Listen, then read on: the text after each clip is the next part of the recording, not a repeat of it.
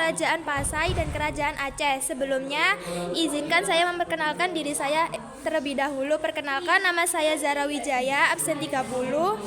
Perkenalkan, nama saya Muhammad Rafasya Pratama, absen 22. Nama saya Muhammad Farah Akbar, absen 17. Nama saya Muhammad Farisi, absen 20. Nama saya Jovi Aldwi Anugrah, absen 12. Nama saya Ahmad Iqbal Zulilmi, absen 2. Nama saya Muhammad Banabas Habibi, absen 16. Perkenalkan, nama saya Septiani Halimatu Saida, absen 26. Perkenalkan, nama saya Alfian Feren, absen 6. Nama saya Ratia Isikra, absen 25. 1. Kerajaan Malaka. Raja-raja Kerajaan Malaka. 1. Parameswara. 2. Iskandar Syah. 3. Muzaffar Syah. 4. Sultan Mansur Syah. 5. Sultan Auddin Syah. 6. Sultan Mahmud Syah. Yang pertama, Kerajaan Malaka. Sejarah berdirinya Kerajaan Malaka. Parameswara, anak dari Raja Sriwijaya di Palembang, mendirikan Kerajaan Malaka pada tahun 1402. Dia mendirikan kerajaan ini setelah melarikan diri dari kejaran pasukan Majapahit. Parameswara menganut agama Islam dan merubah namanya menjadi Iskandar Syah. Kemudian menjadikan kerajaan ini menjadi kerajaan Islam. Penyebab runtuhnya Kerajaan Malaka. Kerajaan Malaka mengalami keruntuhan dimulai ketika pasukan Portugis di bawah pemimpinan Alfonso de Albuquerque menyerang Malaka pada tahun 1511. Di masa itu Kerajaan Malaka melemah dan Sultan Mahmud Syah yang memimpin saat itu kurang jago.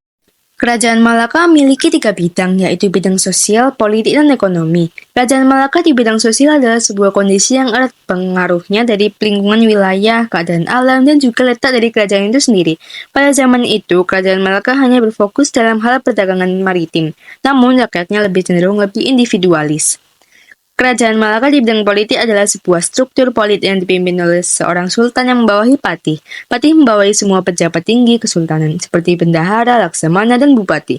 Bendahara bertugas mengurus pengadilan, pajak, keuangan, dan berwenang memberi hukuman mati. Dan yang terakhir, Kerajaan Malaka di bidang ekonomi. Kehidupan perekonomian masyarakat Malaka bertumpu pada perdagangan dan pelayaran. Masyarakat Malaka dapat disebut sebagai masyarakat maritim.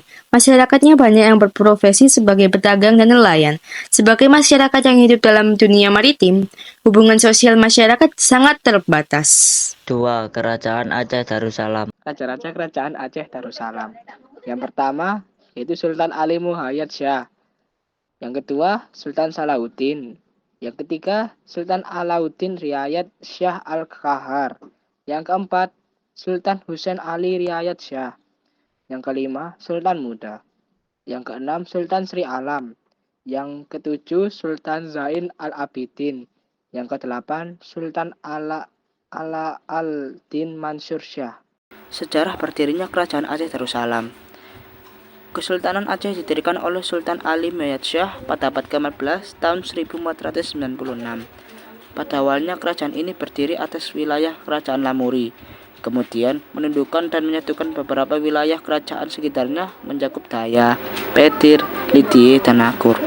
Penyebab runtuhnya Kerajaan Aceh Darussalam. Faktor kemunduran Kerajaan Aceh antara lain semakin menguatnya kekuasaan Belanda di Pulau Sumatera dan Selat Malaka. Selain itu, faktor lainnya yang memicu adanya kemunduran Kerajaan Aceh adalah perebutan kekuasaan di dalam kerajaan. Perebutan kekuasaan ini terjadi antara para pewaris tata kerajaan. Kerajaan Aceh Darussalam di bidang sosial, politik, dan ekonomi. Dari bidang sosial, dari segi kehidupan sosial, Kerajaan Aceh pada kala itu selalu memberikan perhatian serius dalam bidang agama, khususnya dalam agama Islam. Sultan Iskandar Muda dan Iskandar Thani selalu memberikan jalan mulus kepada kalangan sufi saat memimpin dakwah di kawasan Aceh. Bidang politik, kehidupan politik Kerajaan Aceh dipimpin oleh seorang sultan atau bisa disebut juga dengan raja. Lalu, untuk sistem pemerintahannya, Kerajaan Aceh menerapkan sistem monarki atau dari garis keturunan pada masa berdirinya. Kerajaan Aceh awalnya berada di Kampung Pandemi, lalu dipindahkan ke Darut Dunia. Bidang ekonomi. Jadi, perekonomian Kerajaan Aceh melakukan perdagangan lada, beras, dan lainnya secara monopoli. Oleh karena itu, Kerajaan Aceh mendapatkan banyak keuntungan dalam perekonomian dengan adanya perdagangan. 3. Kerajaan Samudra Pasai. Raja-raja Kerajaan Samudra Pasai. Yang pertama ada Sultan Malikul Saleh, yang kedua ada Sultan Muhammad Malikul Zahir, yang ketiga ada Sultan Mahmud Malik Az-Zahir, yang keempat ada Sultan Malik Az-Zahir, yang kelima ada Sultan Ahmad Malik Az-Zahir, yang keenam ada Sultan Zahin Al-Abidin Malik Az-Zahir, yang ketujuh ada Sultanah Nahrasiyah. Sejarah berdirinya Kerajaan Samudra Pasai. Samudra Pasai adalah kerajaan Islam yang berdiri di pantai utara Sumatera dari abad ke-13 hingga ke-16.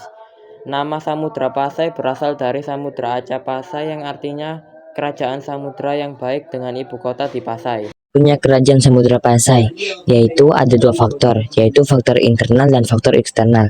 Faktor internalnya adalah perebutan kekuasaan di antara keluarga yang mulai terjadi pada akhir abad ke-14, dan faktor eksternal dari serangan Portugis pada tahun 1521 yang memanfaatkan kondisi kerajaan yang sedang berkonflik. Kerajaan Samudra Pasai di bidang sosial. Kehidupan sosial di Kerajaan Samudra Pasai sangat dipengaruhi oleh agama Islam. Masyarakat Aceh mempraktekkan ajaran Islam dalam kehidupan sehari-hari, seperti menghormati para ulama, melihat mereka sebagai pemimpin spiritual, budaya, dan agama Islam, memainkan peran penting dalam membentuk struktur sosial masyarakat Samudra Pasai. Politik.